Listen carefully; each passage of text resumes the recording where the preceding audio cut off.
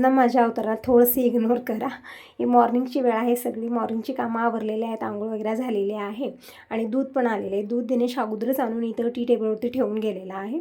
तर दूध काढलेलं आहे आणि बघू शकता किचनची अवस्था आता यावेळेत काय झालेली आहे.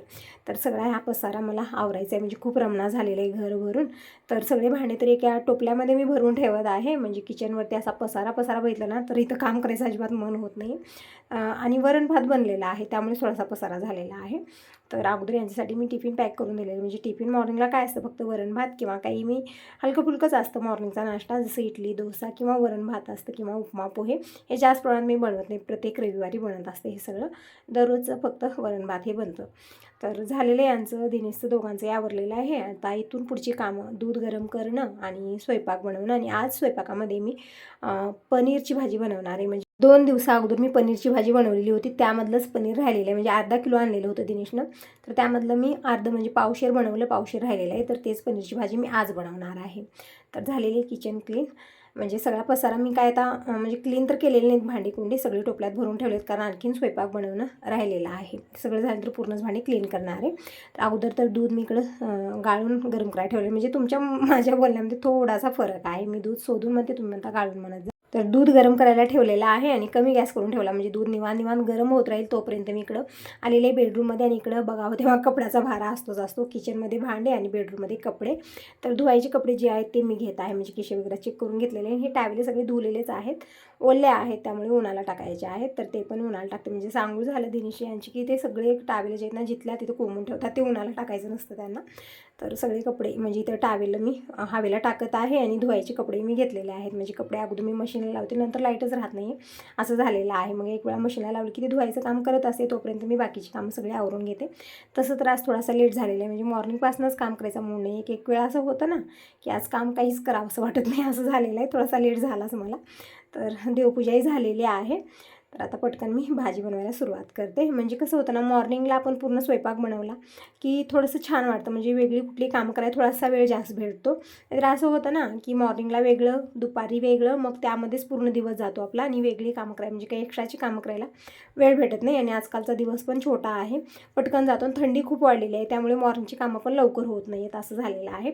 तर दूध तर गरम करायला ठेवलेलं आहे मी कमी गॅसवरती, निवांत होत आहे. तोपर्यंत माझी बाकीची खूप सारी कामं झालेली आहेत. आणि वाटाण्याच्या शेंगा आणलेल्या होत्या काल. तर म्हणलं आज मटर पनीर बनवायचं, कारण सगळं आहे आज. मटरही आहेत आणि पनीर पण आहे.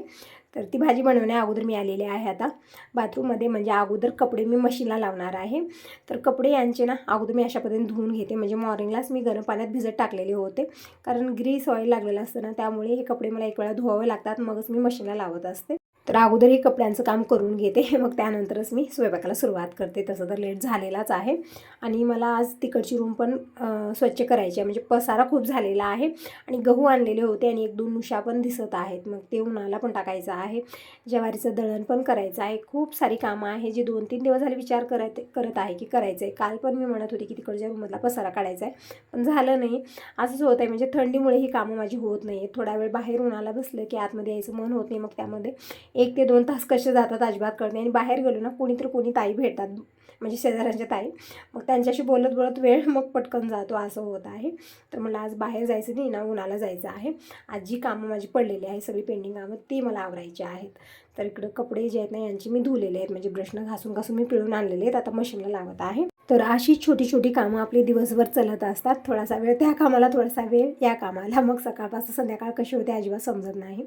तर सगळे कपडे इकडे मी मशीनला लावलेले आहेत. आणि लिक्विड आणि काय घडी नाही, मेरिनच पावडर मागवलेलं आहे. ते दोन्ही थोडंफार टाकत असते. फक्त लिक्विड टाकलं तर जास्त लागत आहे, त्यामुळे दोन्ही मी थोडं टाकत असते. कपडे स्वच्छ निघतात त्या. आणि यावेळी टायमिंग बघू शकता, मॉर्निंगचे 9:30 वाजलेले आहेत. तर आतापर्यंत बऱ्यापैकी कामं झालेली आहेत. म्हणजे कामाचा कुठला हिशोब नसतो आपल्या, आपण करत जातो. म्हणजे मॉर्निंगला 5 वाजता मी उठते पहाटे, तेव्हापासून एक माझा हात चालू असतो. आणि त्यामध्ये कुठली कामं होतात त्याचा कसलाच हिशोब नसतो.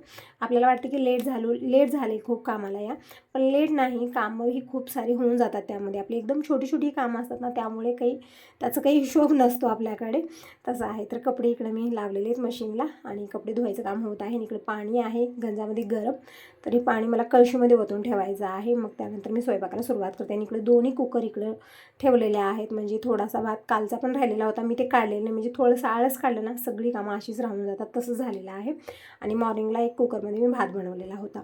तर दोन्ही कुकर मला क्लीन करायचे आहेत. आणि इकडे बघू शकता ही कामं आवरत होते तोपर्यंत दुधानं आपलं काम केलेलं आहे, दूध ओतू गेलेलं आहे. तर आता हे लागलेलं आहे डबल काम, म्हणजे आता गॅस परत क्लीन करायचं. तर आता अगोदर क्लीन करून घेते, मगच मी इकडं स्वयंपाकाला सुरुवात करते. तर इकडं मी वटाण्याच्या शेंगा थोड्याफार सोलल्या आणि अधूनमधून दुसरी कामं माझी चालू होती, म्हणजे कपडे वगैरे मशीनला लावायचं, कारण नंतर लाईट राहत नाही. त्यामुळे अगोदर त्या कामाची घाई गडबड केली, मग नंतर आता भाजीची तयारी मी करून घेते. वटाण्याच्या शेंगा थोड्या सोलल्या आणि अधूनमधून दुसरीच कामं झाली माझी, म्हणजे एकच काम कंटिन्यू करत बसलं तीही होत नाही. ती थोडी कामं म्हणजे जी अगोदर करायची कामं आहेत ती मी अगोदर करते, आणि जी निवांत होणारी ती कामं मी निवांत करत असते.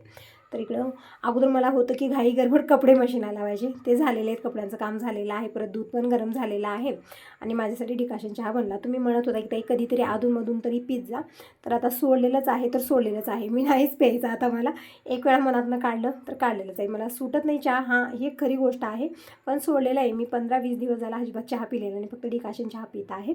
तिकडे बटाट्याच्या शेंगा सोललेल्या आहेत मी, आणि इकडं सोनपापडी आणलेली होती काल, तर सोनपापडी खायला घेतलेली, माझी फेवरेट आहे, म्हणजे गोड वस्तू मला खूप आवडतात. तर सोनपापडी खाऊन घेतली आणि दिनेश पण आलेला आहे गॅरेजून. आणि आता पटकन मी भाजी बनवते, म्हणजे भूक पण लागलेली, म्हणजे मॉर्निंगला फक्त वरण भातच मी बनवलेलं होतं, आता बनत आहे स्वयंपाक.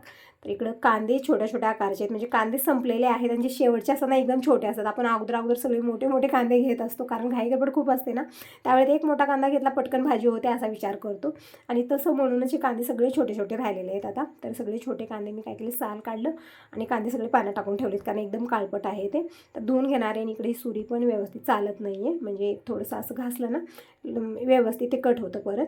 तर इकडे कांदे सगळे मी स्वच्छ धुवून घेत आहे, आणि कांदे एकदम बारीक असं चिरायचं नाही आहे, कारण आपल्याला याची ग्रेव्ही बनवायची आहे. म्हणजे तर सगळे कांदे पाण्यातनं काढून घेतलेले आहेत. टमॅटो, कोथिंबीर, हिरवी मिरची हे सगळं घेतलेलं आहे, आणि सगळ्या वस्तू चिरून घ्यायच्या आहेत, म्हणजे एकदम असं बारीक चिरायचं नाही आहे, थोडंफार. म्हणजे या कांदे तर एकदम छोट्या आकाराचे, तर एका कांद्यामध्ये मी 8-9 भाग असे केलेले आहेत. अशाच पद्धतीने सगळेच कांदे चिरून घेणार आहे. आणि कांदे चिरतेवेळेस खूप रडवतात, खूप तिखट आहे ते कांदे, तर रडत इकडं कांदे मी चिरलेले आहेत सगळे. आणि संग मी ग्रेव्ही बनायला ठेवते, म्हणजे हा मसाला आपल्याला अगोदर तयार करून घ्यायचा आहे. थोडंसं तामझाम आहे, पण भाजी खूप टेस्टी बनते. तर इकडं कांदे मी अशा पद्धतीनं उभ्या आकारामध्ये चिरून घेतलेले आहेत. आता मिरच्या पण घेतली, तर मिरचीमध्ये हे मी इकडं फक्त 3-4 तुकडे केलेले आहेत, म्हणजे एकदम बारीक असं चिरायचं नाही आहे. आणि टमॅटो पण घेतलेले आहेत, पण त्या अगोदर मी इकडं मसाला बनत ठेवते, आणि संग टमॅटो चिरून घेणार आहे, कारण लेट झाले. ज्या दिवशी लेट होतं ना त्या दिवशी थोडंसं मला असं वाटतं की पटकन ही कामं आवरायची, म्हणजे वेगळी कामं करायला वेळच भेटत नाही, असं होत आहे. तिकडं कढई ठेवलेली आहे, कढईमध्ये मी 2 चमचे तेल घेतलं, आणि 8 ते 9 काजू टाकलेले आहेत, आणि संग कांदा, लसूण, हिरवी मिरची तुकडे, आणि कोथिंबीर, आणि लाल 4 सुक्या मिरच्या पण टाकायच्या आहेत, आणि एक आल्याचा तुकडा मी इकडं ग्रॅट करून टाकलेला आहे. म्हणजे तुकडे पण करून टाकू शकता, कारण आपल्याला याची ग्रेव्हीज बनवायची आहे, पण मी इकडं खिसणीने खिसून टाकलेले आहेत. आणि 3-4 सुक्या लाल मिरच्या पण मी तुकडे करून टाकलेले आहेत. आणि हे जे मसाला आहे ना व्यवस्थित आपल्याला भाजून घ्यायचा आहे, म्हणजे कांदा हलकासा मऊ होऊ लागला तोपर्यंत टमॅटो पण इकडे बारीक चिरून घेते, आणि हे सगळे यामध्येच ॲड करायचं आहे. म्हणजे संग करत आहे, कारण थोडासा लेट मला झालेला आहे. यांच्यासाठी टिफिन तिकडेच पॅक करून द्यायचं आहे मला, त्यामुळे थोडीशी घाईगडबड चालू आहे, कारण दिनेश एक वेळा गेला की मग परत लवकर येत नाहीत ते. तर इकडे टमॅटो पण मी अशा पद्धतीने मोठ्या आकारामध्ये चिरून घेतलेले आहेत, कारण ग्रेव्हीसाठीच आपल्याला हे सगळं लागणार आहे.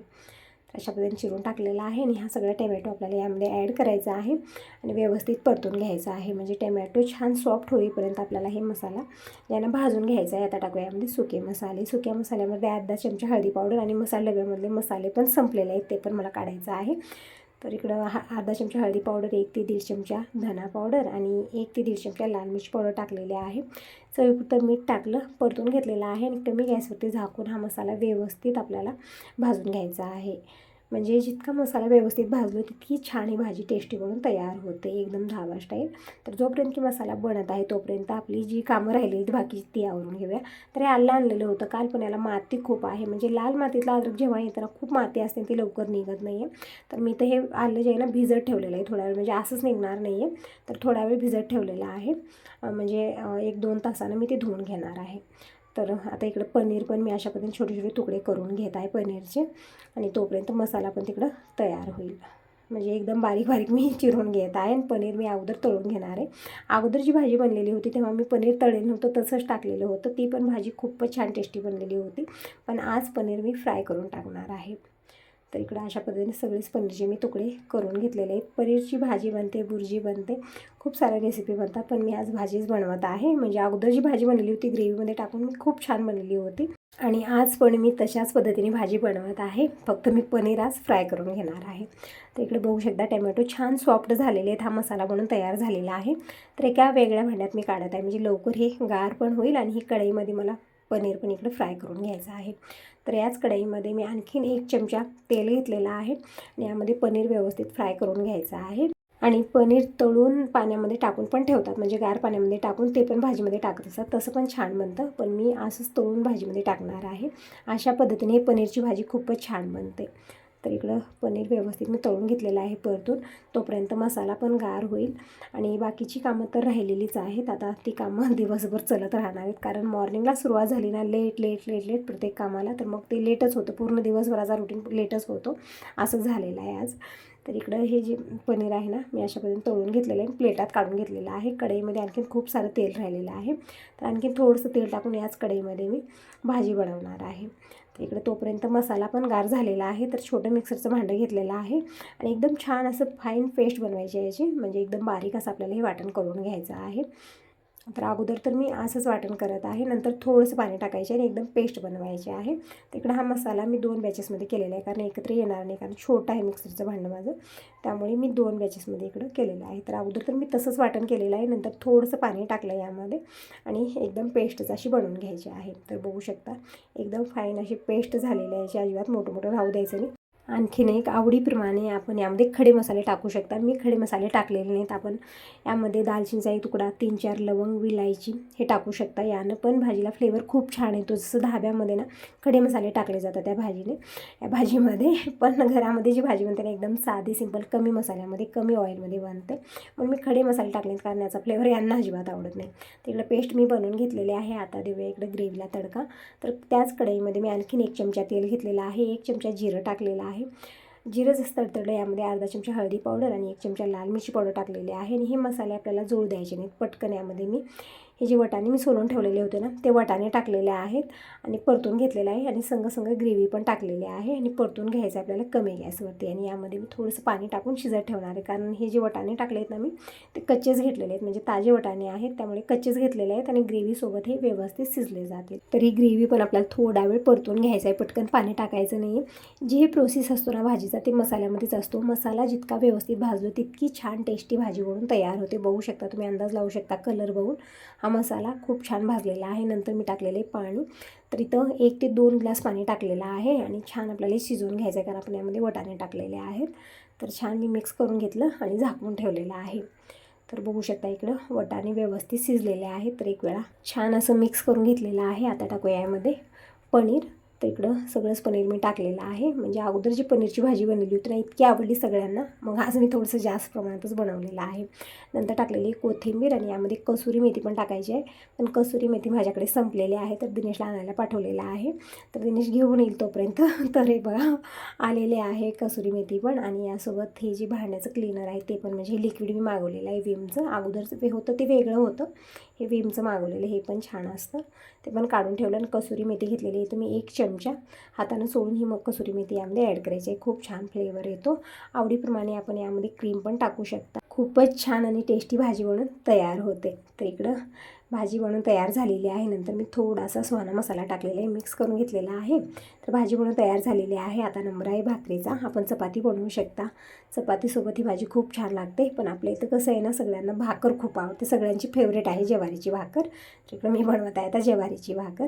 तर इकडं ज्वारीचं पीठ मी चाळून घेतलेलं आहे, मळून घेतलेलं आहे व्यवस्थित आणि भाकर थापून घेत आहे. म्हणजे जितकी पातळ पाहिजे तितकी पातळ भाकर थापून घ्यायची आणि तव्यावरती टाकायचं आहे. लोखंडी तवा छान गरम झाला पाहिजे, इतकं आपल्याला लक्षात ठेवायचं आहे की तवा गार असला आणि भाकर आपण त्यावरती टाकली तर भाकर अजिबात पचत नाही ना, व्यवस्थित ती फुलली जाते.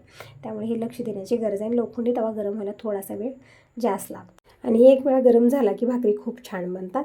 तिकडे भाकर थापून घेतलेली आहे, तव्यावरती टाकली, पाणी फिरवून घेतलं आणि संग भाकर पलटून घेतलेली आहे. तर अशा पद्धतीने हे ज्वारीच्या सगळ्याच भाकरी बनवल्या आणि अगोदर दिनेशला जेवायला वाढत आहे आणि मग यांच्यासाठी तोपर्यंत टिफिन पॅक करते. तर तुम्ही सांगा तुम्हाला ही मटर पनीरची भाजी कशी वाटली. चांगली वाटली असेल तर व्हिडिओला लाईक करा, पहिल्यांदा बघत असाल तर चॅनलला सबस्क्राईब करा. Bye bye, take care.